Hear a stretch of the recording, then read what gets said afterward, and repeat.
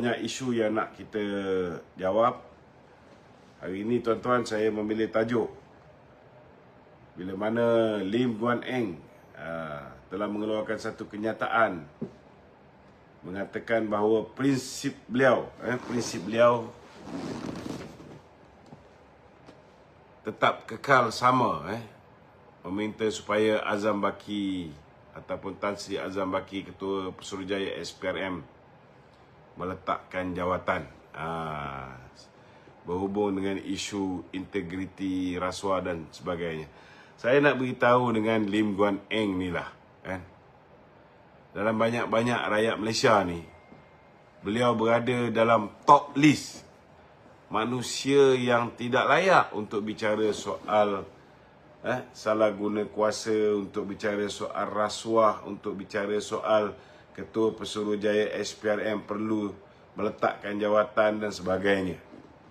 Kerana zaman beliau menjadi Menteri Kewangan, zaman beliau berada di dalam kerajaan Mahathir, tuan-tuan, beliau telah membenarkan seorang yang bernama Latifah Koya, seorang ahli pimpinan tertinggi PKR, untuk diangkat menjadi Ketua Pesuruhjaya SPRM. Ini adalah tindakan paling buruk dalam sejarah negara yang dihadapi oleh Suruhanjaya Pencegahan Rasuah Malaysia, tuan-tuan. Orang politik diangkat menjadi Ketua Pesuruhjaya SPRM. Langsung, tuan-tuan. Langsung, tak pernah keluar satu ayat membantah daripada Lim Guan Eng. Di mana prinsip dia yang kononnya dia ada prinsip ni? Dia tak ada prinsip, tuan-tuan. Yang kedua, saya nak ingatkan Lim Guan Eng. Dia masih ada lagi kes rasuah. Belum selesai kes salah guna kuasa ni. Yang dah selesai ni, saya ambil contoh lah. Yang dah selesai ialah kes banglo beliau. Kes banglo beliau. Kes banglo beliau memang dah selesai. Tetapi orang tak lupa fakta kes. Bila dia telah meluluskan pertukaran status tanah, kalau tak silap saya, tanah yang dimiliki oleh Magnificent Emblem, di mana Pang Lee Kun adalah merupakan salah seorang board of director syarikat tersebut. Pang Lee Kun kemudiannya kononnya menjual tanah secara willing buyer, willing seller, jual banglo. Banglo tu nilai pasaran 4.2 juta, dia jual dengan harga hanya 2.8 juta. Sebab apa dia jual? Tuan-tuan, kerana Lim Guan Eng sebagai timah balas telah meluluskan pertukaran status tanah milik Magnificent Emblem, dan dia dapat rumah tu below market value. Kes ni ada lebih 60 saksi, tuan-tuan, yang telah disenaraikan. Dan 30 saksi, saudara, telah dipanggil oleh pihak SPRM, oleh pihak Pendahulu Raya, dan dah beri keterangan. Lepas saja mereka menukar kerajaan, Tun Dr. Mahathir menjadi Perdana Menteri, apa yang dibuat oleh Lim Kit Siang, dia telah mendesak supaya Tun Raus, Chief Justice pada ketika itu, untuk meletakkan jawatan. Chief Justice pun akhirnya letak jawatan. Tun Raus letak jawatan. Dia lantik Tan Sri Richard Malanjun untuk menjadi Chief Justice.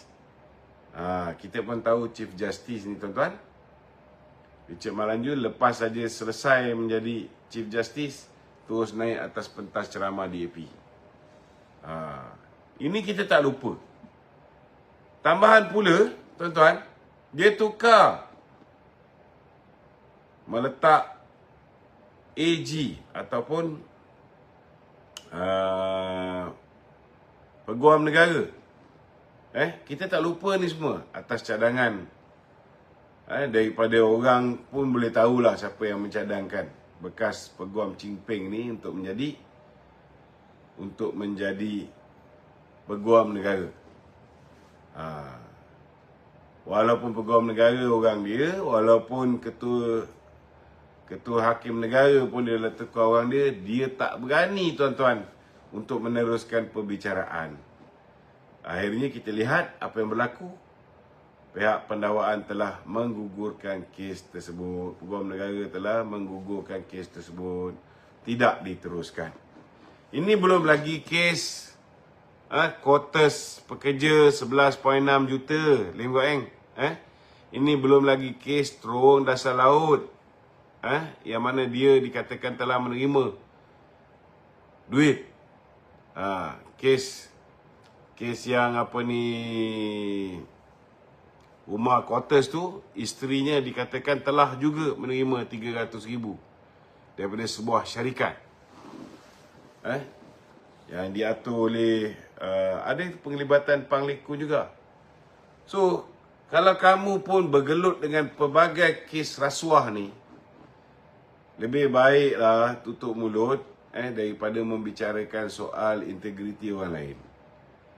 Ini nasihat saya kepada Lim Guan Eng. Sebelum dia buka mulut dia, pergi tengok cermin, look at your own self. If you are clean, then you can make any statements.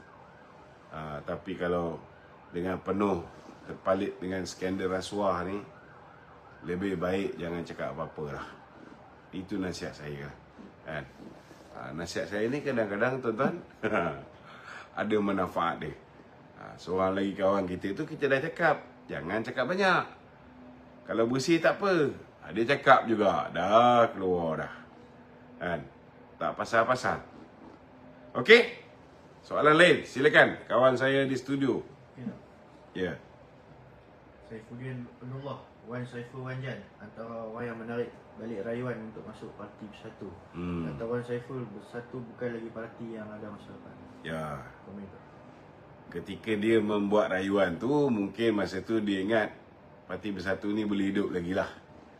Tapi selepas Bersatu dah menjadi bersepai, sudah menjadi berpisah, berpecah, macam-macam tuan-tuan. Last kali Wan Saiful Wanjan dan Saifuddin Abdullah pun tak minat nak meneruskan rayuan ni. Mereka tarik balik rayuan. Wan Ahmad Faisal pun semalam dah ikut. Wan Ahmad Faisal pun dah tarik balik rayuan. Saya pun rasa diorang ni dah ada dah parti nak ambil alih. Saya pun ada intelijen kita juga kan. Kita sentiasa buka rumah bangsa kita. Kalau dia orang nak kembali kepada UMNO, macam Hamzah nak kembali kepada UMNO, silakan. Boleh buat permohonan. Terima tak terima, belakang cerita. Tapi saya dengar cerita. Saya dengar cerita. Ada di antara mereka ni minta nak jadi MT UMNO balik. Ada di antara mereka ni nak letak syarat itu dan ini. Saya nak beritahu senang saja. Kamu nak masuk ahli UMNO balik pun tak mudah untuk pimpinan terima dengan mudah. Kerana yalah, kita pun tak lupa kamu semua pernah senang dulu bila bersama dengan UMNO kan. Tiba-tiba bila kita kalah tahun 2018 dengan sedikit ugutan, ada gangguan daripada pihak SPRM ketika itu, ada gangguan daripada pihak polis ketika itu, ada gangguan daripada pihak lembaga hasil ketika itu. Akhirnya 16 orang MP UMNO lari meninggalkan UMNO dan menyertai Bersatu. Kita nak terima kamu balik pun, akar umbi parti ni pun marah. Kan? Jadi kalau kita boleh terima kamu, jika kamu ikhlas nak masuk tanpa meletakkan sebarang syarat, itu bagi saya dah alhamdulillah. Saya pun dulu sampai 8 kali tulis surat, baru dapat balik masuk UMNO.